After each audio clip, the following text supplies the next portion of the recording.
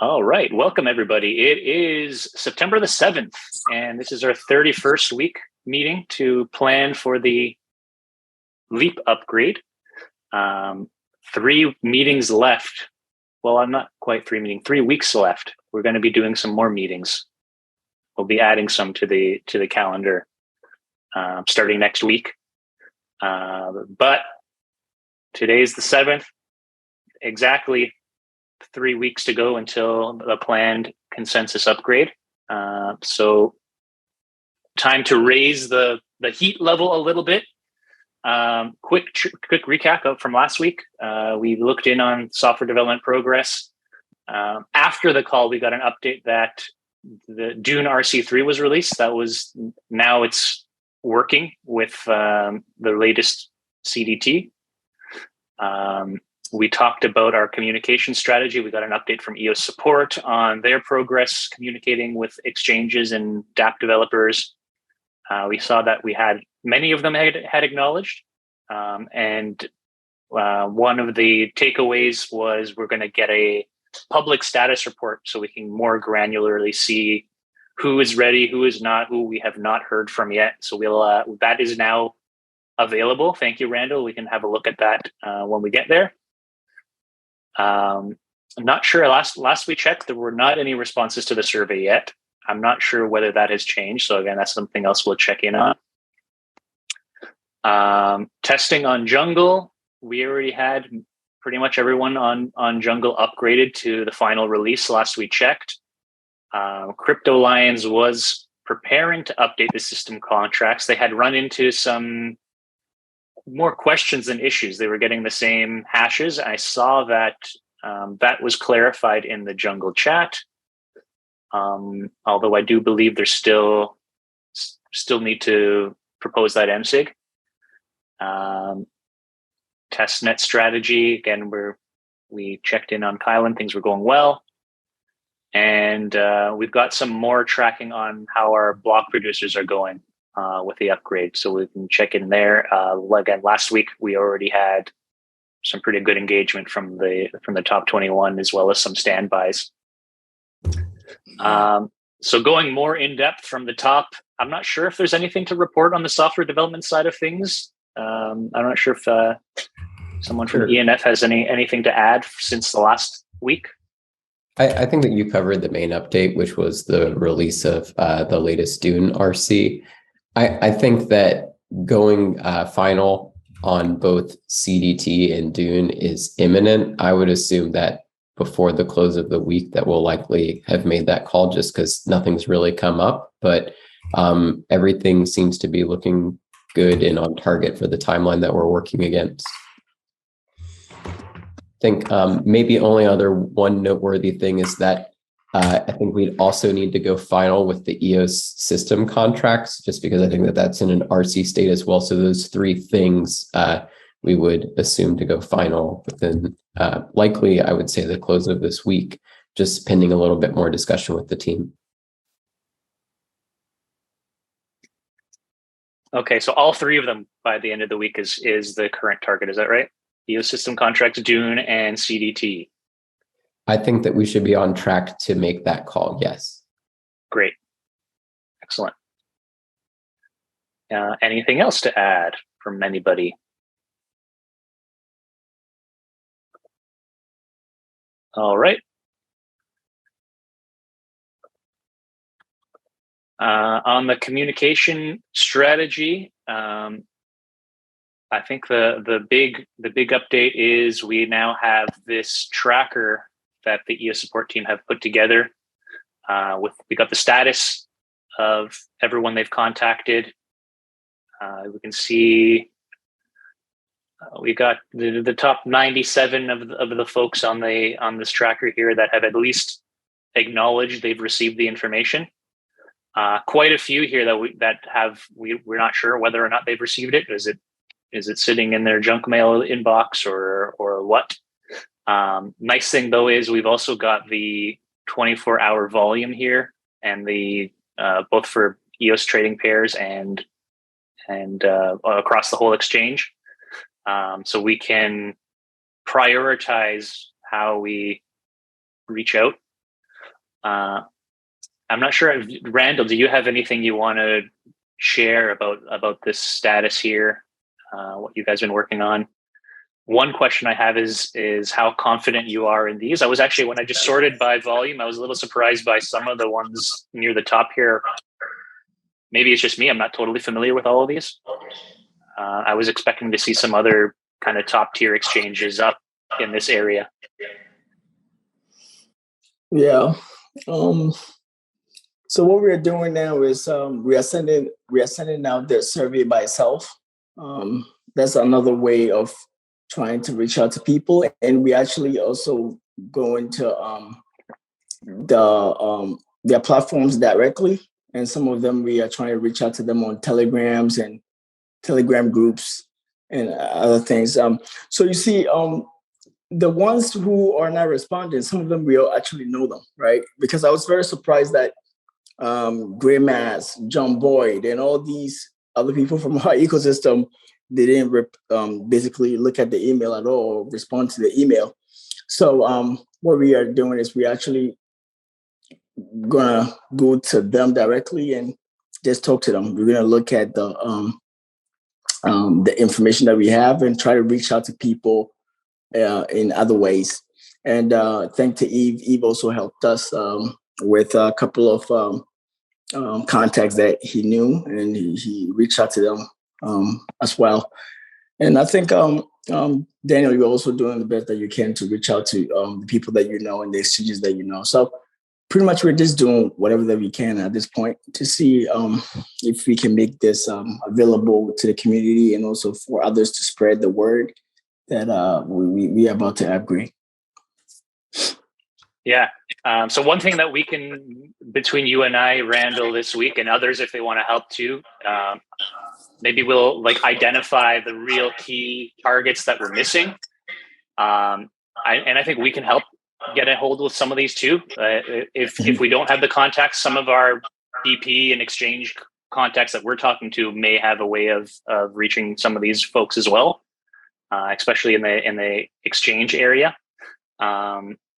And one of the ones I saw you were missing was BitHum. Actually, Jeannie, who I believe is on this call, is going to. Thank you. Yeah, she is. She's going to be reaching out to them and letting us know, for example, so we can do more of that kind of thing over the next week. So we'll just need to, I guess, highlight these are the really ones that we need to prioritize. I think it'd be worthwhile cleaning out the list too. I just saw in there, for example, Alien Worlds. I'm not sure whether on that list it's someone irrelevant. They're not on EOS. So it's also possible that the list is too extensive and it is just a laundry list of I'm not sure what. So it might be worthwhile actually going through the list and removing. Yeah. I saw a few here that are, not necessarily, and some of them not running nodes too. They're that's what I'm saying. Like some of them, it's somewhat irrelevant, I guess, to the. It doesn't really matter. But even if we don't clean things out, as if we can at least highlight. I know one of our objectives was basically we wanted to target the. Where to go here? Align on objectives. The key result we had identified was avoid unexpected service disruptions for all exchanges and applications with more than 1% EOS daily volume, which is about the top 15 exchanges is what we had estimated. So even if we can really put a lot of focus on those, that might be a good place to focus the effort. But again, that goes to my question: is this an accurate representation of the top 15 here? And maybe we want to expand a little beyond that. No, see, this is where I think then the information can be misleading. Is you're going to have a lot of data in there that should be removed or that's not accurate. And so it might look as though right now there's a lot of messages sent, no reply. I think that the rate was 70% or so. If you had a filtered out list the actual outreach rate might be higher simply because some of these people shouldn't be there, or they're somebody irrelevant. Right. So if you only go on, I guess, I'm not sure where this list was populated from, but if it's populated from CoinMarketCap or CoinGecko and you just filter through, a lot of that data is wash trading and was not real accurate data. Okay. Is there a source of truth that we kind of trust as the volume? CoinGecko is definitely better than CoinMarketCap, but even that, it's not necessarily accurate. Right. I think the approach at this stage, other than those that we know, for example, like we know HitBCC is a real exchange. We should try and get in touch with them.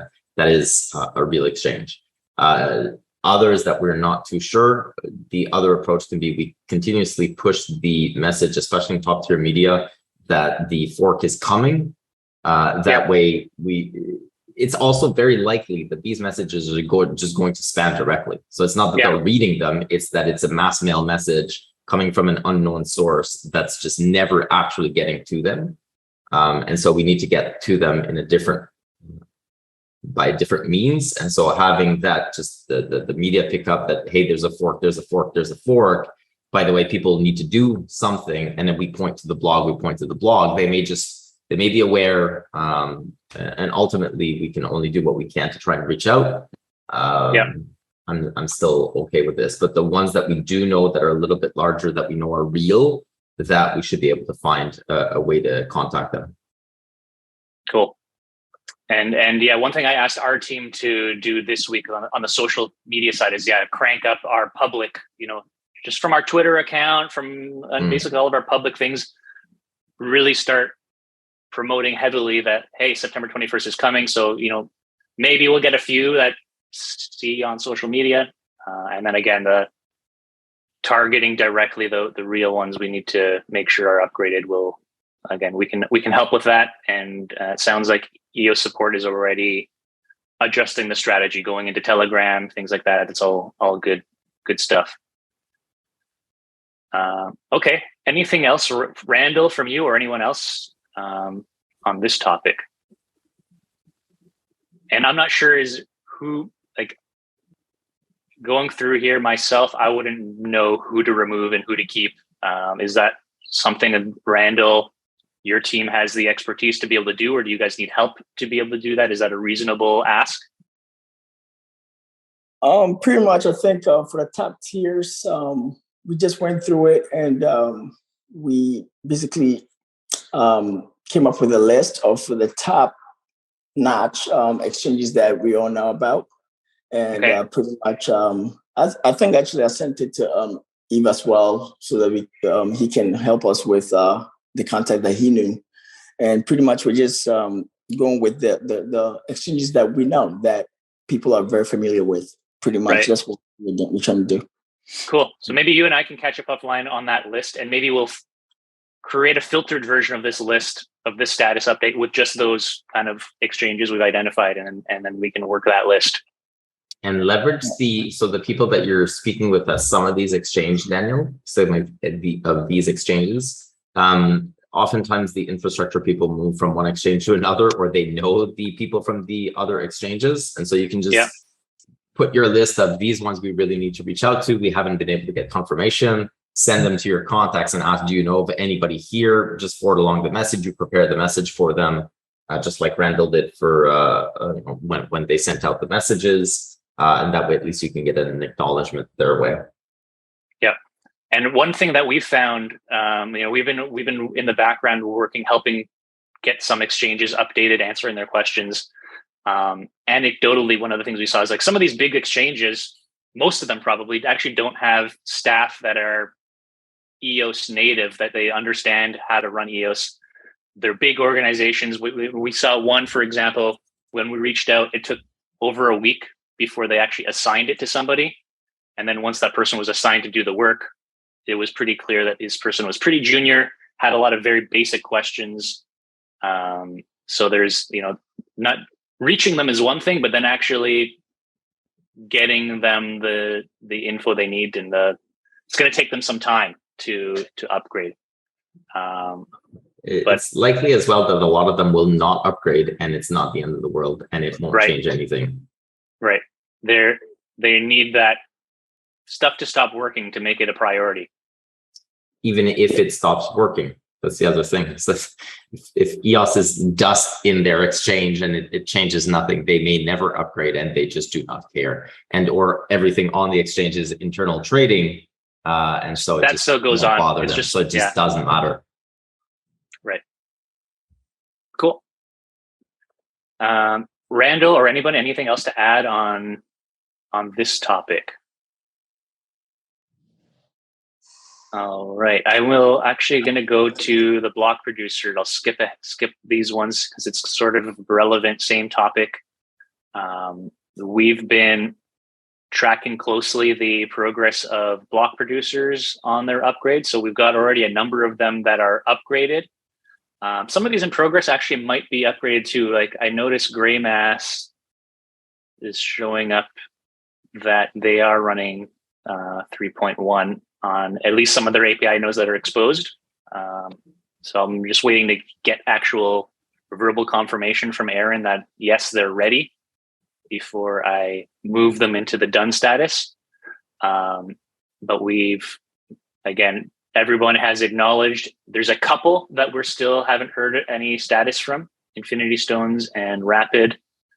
I heard from WhaleX this morning. They were one of the ones that we were having a hard time getting an update from, but they've now acknowledged, yes, they will be ready for September 21st, no concerns. So things are progressing nicely with the BP upgrade. We'll continue to keep this updated as we get more information. And like I said, I'm going to update our meeting cadence. I'm thinking starting next Monday. So that would be, let me know if anyone has any alternative thoughts to that. But if Monday is the 19th, we start going daily, same time. Obviously, we're not going to get everybody joining every day, but those who can join when they have updates, they can join, and we'll sort of again raise the level of urgency, make sure everyone's fully engaged and aware that the upgrade is coming. So that is block producer. Anything, maybe, I don't know if there's anyone on the call who sees that their status is not accurate here. Feel free to let us know. The issue here reported by Lao Mao, it's pretty vague, ran into some internal issues still solving. No indication that there's a problem with the software or anything like that. I think it's just operational. I'll try to get more clarification on what the issues they're having are.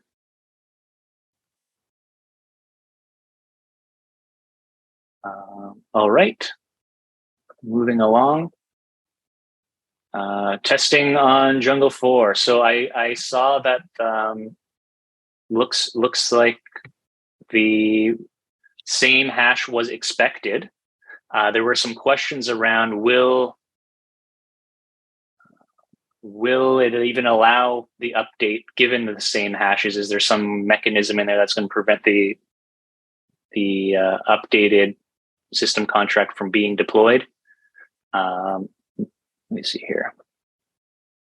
No, I just said that it wouldn't let you push the same code twice, and I think only one Kleos actually does that. So it's fine. The fact that it's the same is cool. Right. So that's expected.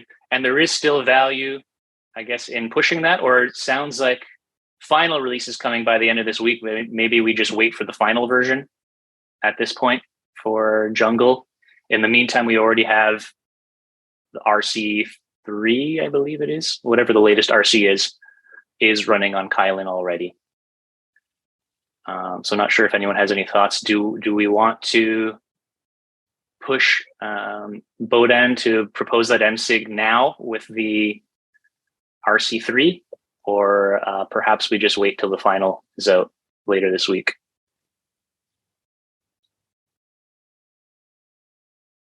I suppose wait for the final if it's just around the corner. That would be my thought. So, okay, unless there's any strong objections, that's what we'll propose. As soon as final's out, I'll ping Bodan and ask him to propose that MSIG. And is there any as far as I know, and maybe someone, Stephen, maybe you can comment. No changes expected for any. We're just going to be tagging the existing RCs as final. There's not going to be any changes to any of them. Yeah, it'll just be bumping the version. The only thing I want to reiterate is that there were some naming changes that took place inside of the transition from the previous RC to the current one for EOS system contracts, as well as some stuff related to Ricardian. Just wanted to call that out, but I don't think that any of that is going to introduce any high level of risk, assuming that we can get that final out within this week and having that actually get upgraded inside of Jungle. So I think that we should be good. Pretty much everything that we're saying to go final would just be a bump in the version number. Just wanted to call out that there was some change in the recent EOS system contract RC release. Cool.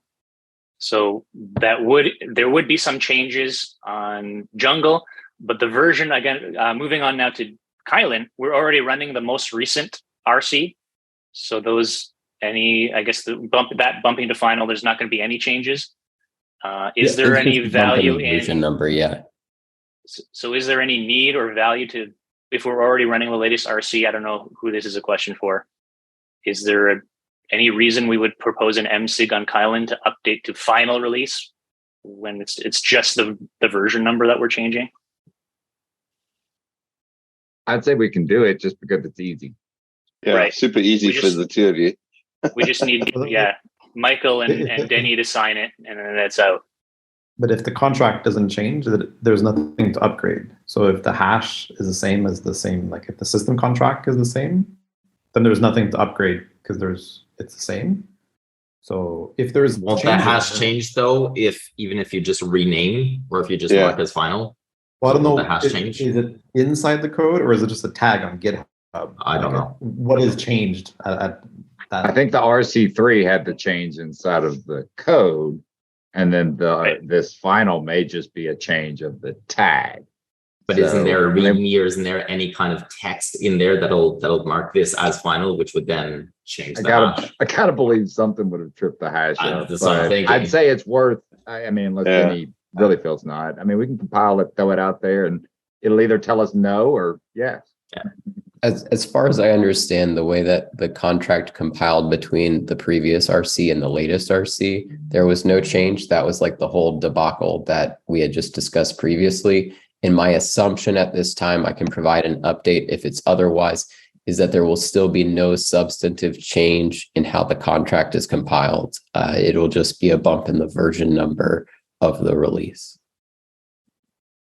Okay. Which changes the hash. I don't think it changes. No, the hash isn't in the contract. I mean, it's not in the code. It's just on the GitHub.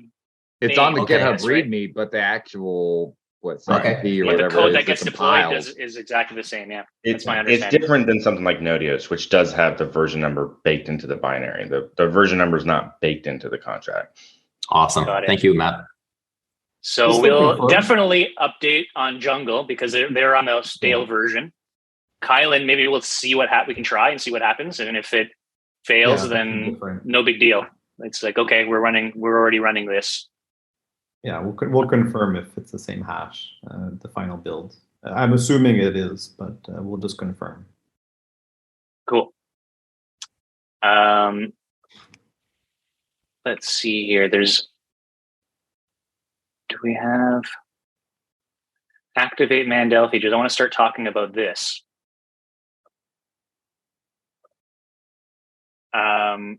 So we've set September 21st as the date. I saw some questions coming out. Is there a time that we want to target? We also, on the last call, we had some discussion about how do we ensure that we don't prematurely activate, because this is a decentralized network. We're going to be sending out the MSIG. It's going to take some time to collect signatures. If we just do a regular MSIG, once we reach that threshold of 15 out of 21, anybody can execute that. They don't even need to be on the MSIG. It can be some random community member hits that execute button, and now the features are activated. I was chatting with Denis about this. Sounds like actually Denis may have a solution where we can actually, with a smart contract, set an actual date and time that this can't be executed before. Can you speak to that a bit, Denis? Yeah.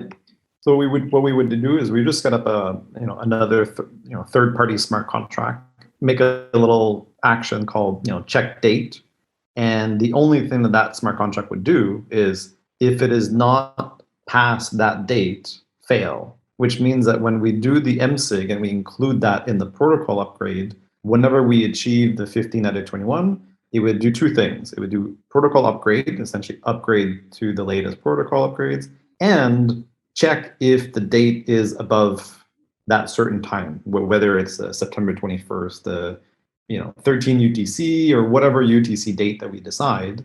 That way, whenever we do go above or at 15 signatures, nobody will be able to execute until that date is passed.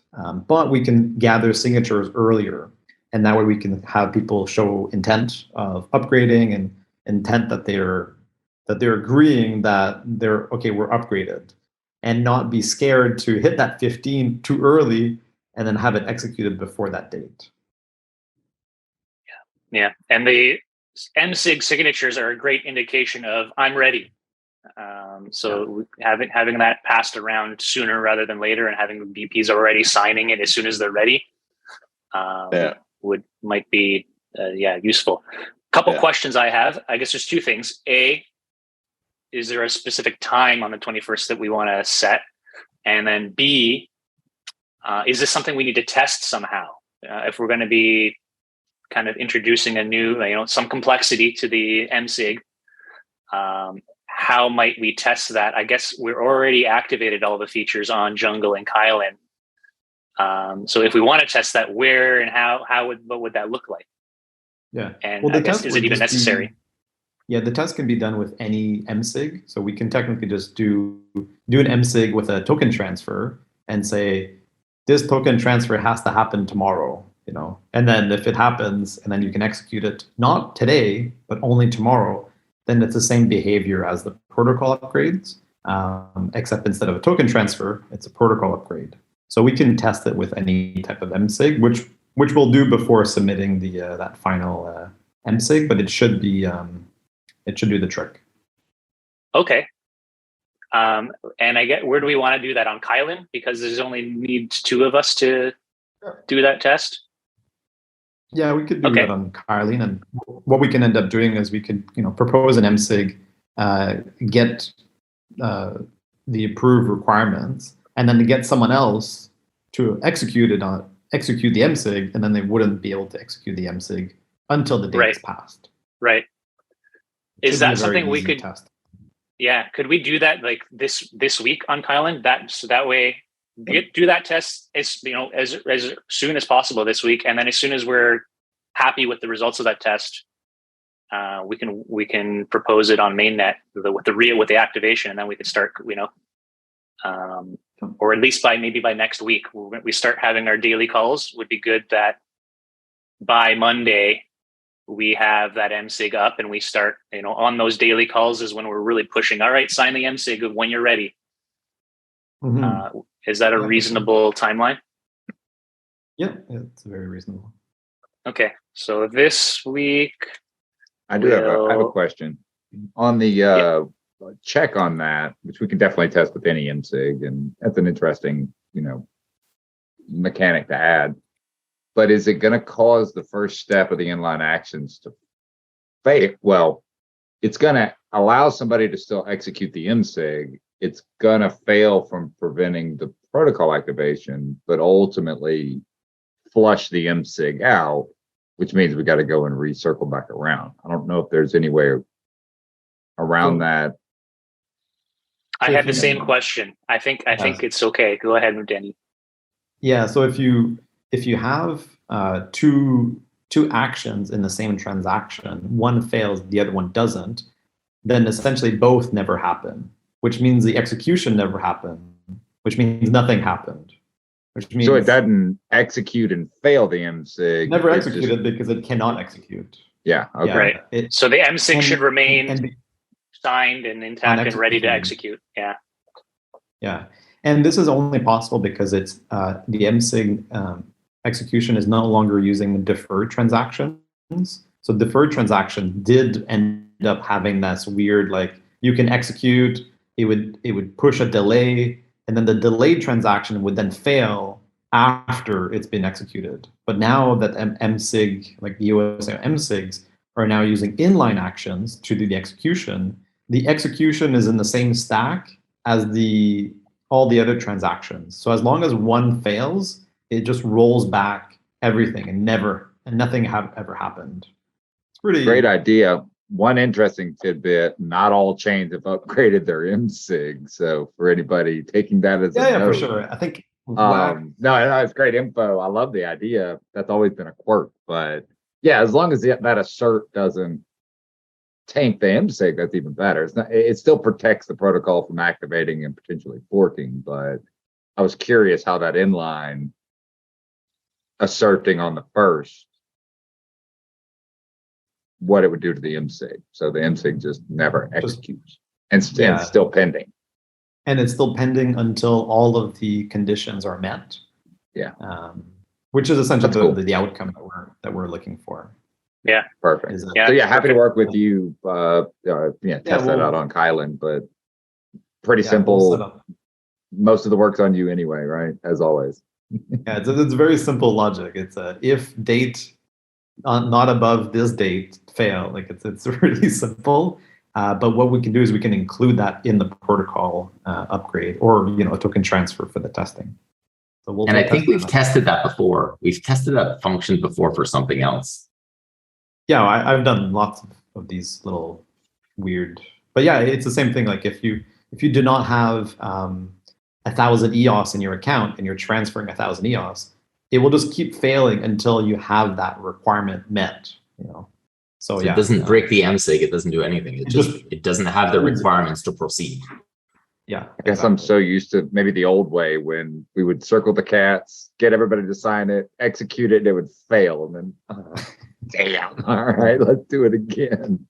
And then we'd have to figure out, someone's missing enough CPU, or we had all these weird things fail. Yeah, the system contract wasn't marked as a system or something crazy. RAM, yes, all sorts of. Anyway, I was just curious on that. I am curious, that's a protocol activation. It should just be activate, but we can probably test it with like system contract actions just to make sure. I'm curious. I assume that wouldn't be any issue or difference. Yeah, it's all the same. Yeah. But we'll look into that there, Daniel, and we'll get back to you on that. Great, thank you, guys. Does anyone have any questions or anything to add on that topic? So back to activating the features. So we meet 1300 UTC on these calls every Wednesday. I'm assuming we don't want to activate before we have our go, no-go call on the 21st. I know the team has already been talking about doing a live stream of that call on the 21st. So we can, we'll meet at our regular 1300 UTC. We'll get as many of the BPs on the call as possible. Get everyone to give their go or no go. We'll have the MSIG in front of us, which in a way acts as a go, no go in itself, because ideally you're not signing that MSIG unless you're ready. Do we want to?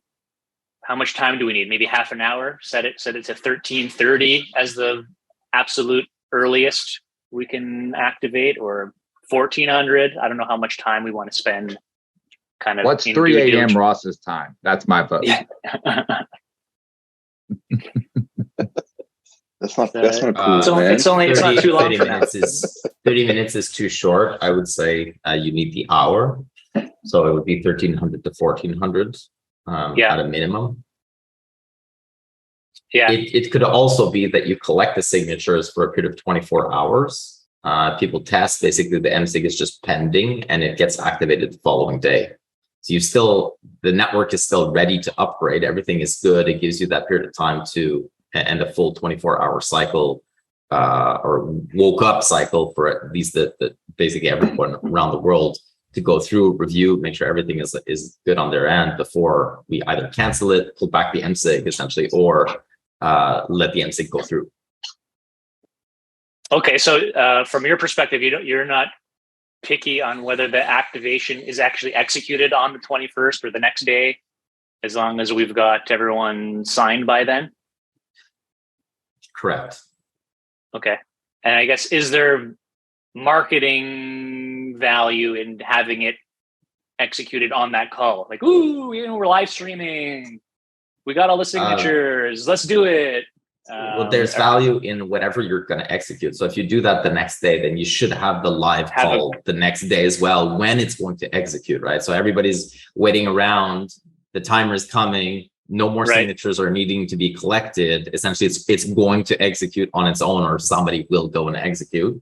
But then everybody's waiting. And yes, then you can do your woo. But then more importantly, you can do is everything working fine? Yeah. Some people will be celebrating. Other people will be very tense, making sure that everything is good.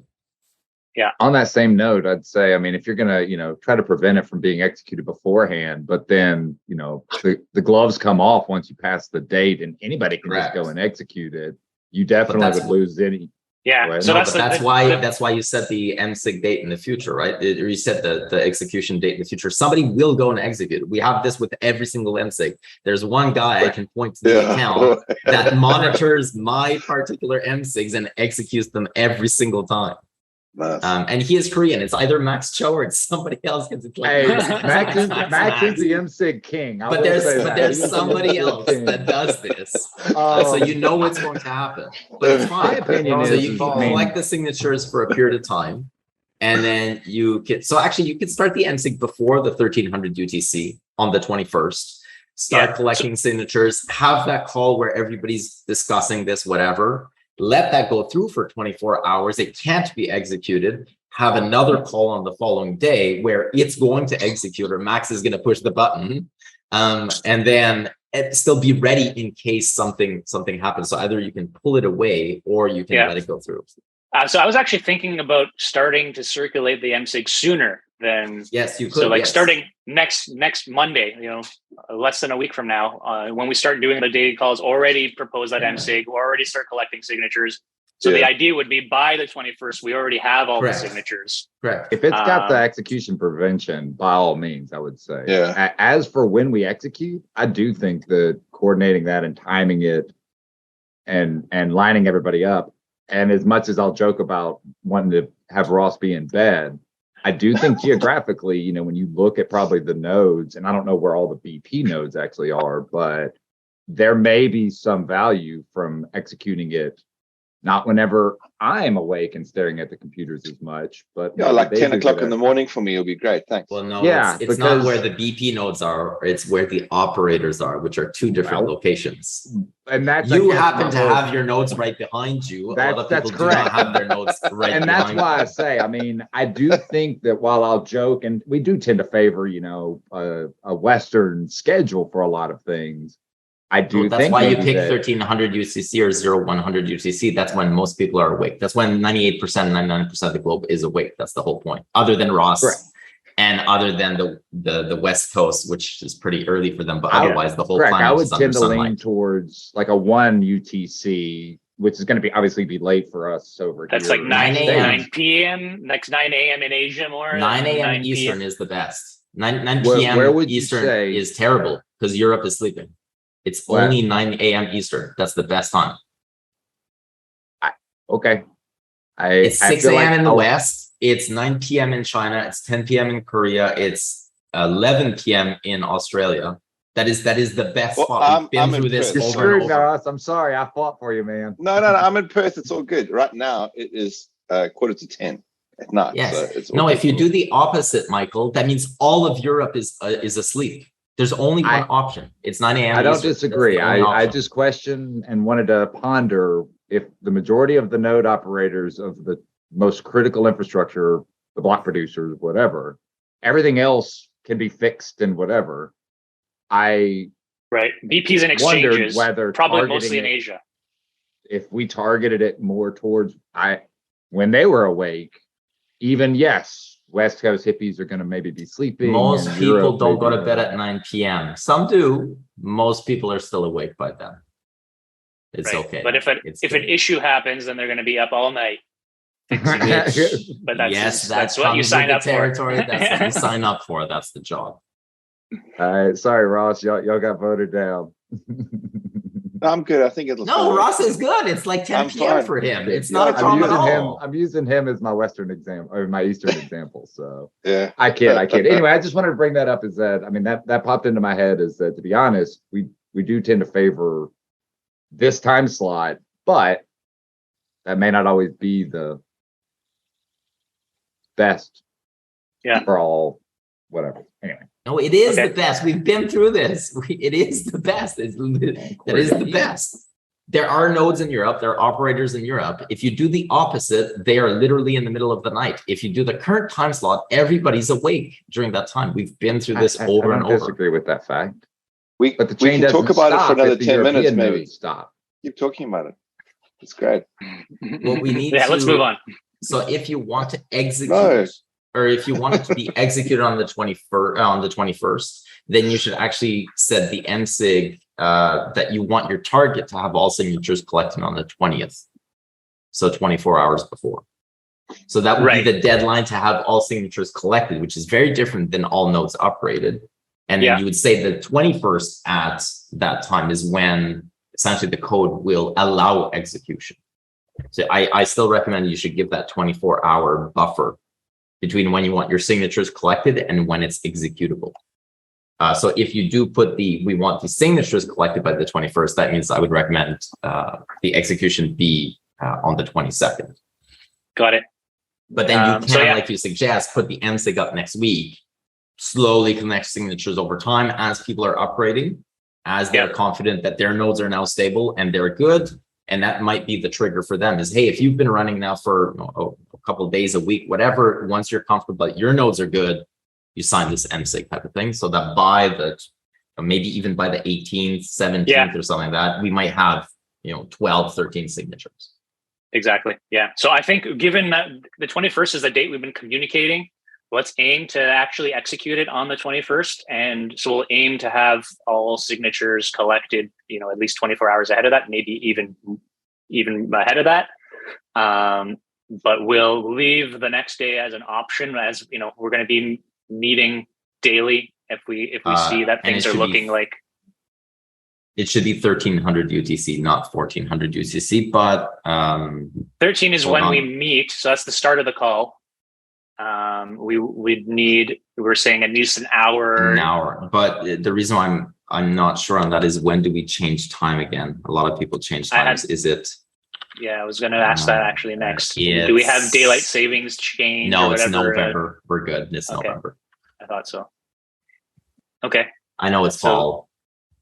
So this, I guess, is 10 a.m. technically in Asia, or is it? No, so it'll be 10 p.m. in or 10 p.m. most of Asia, 11 p.m. in Korea, midnight in Oceania.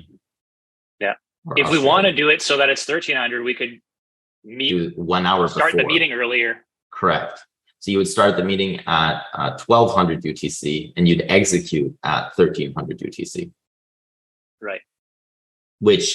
So for the West Coast, then it's 5 a.m. the meeting starts, 6 a.m. the execution.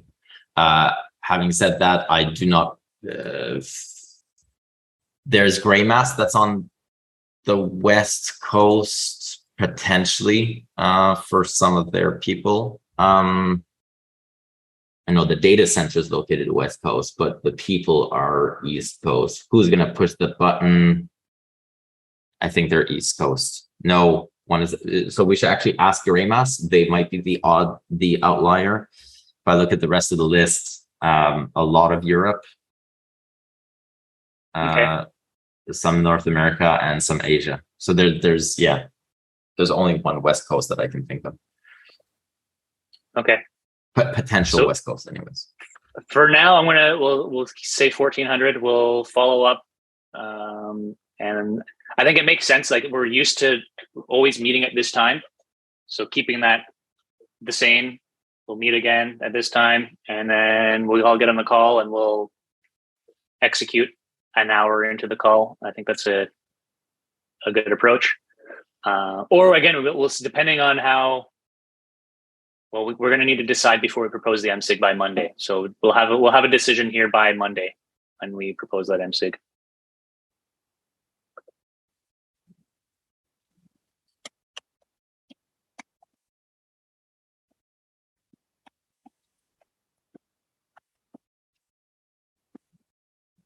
What's that? The 9th? No, 12th.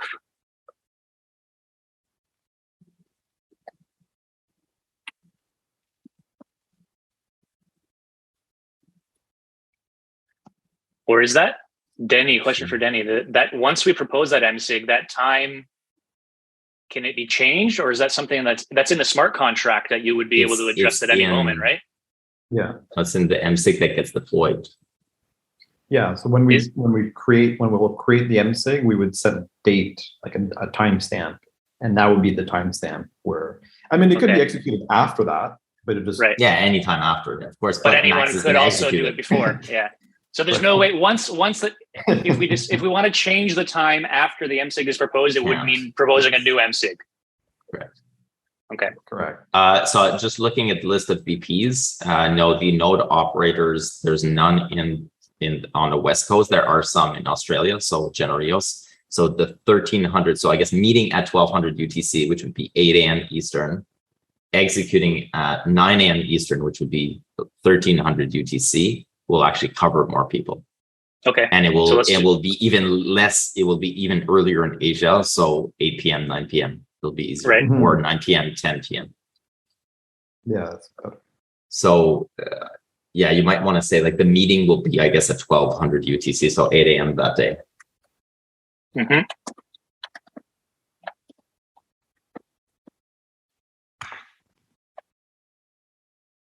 Okay. So we have, maybe we just call that, we'll maybe double check with, is there anyone else besides Gray Mess we want to confirm this time works for, or should we just call it now?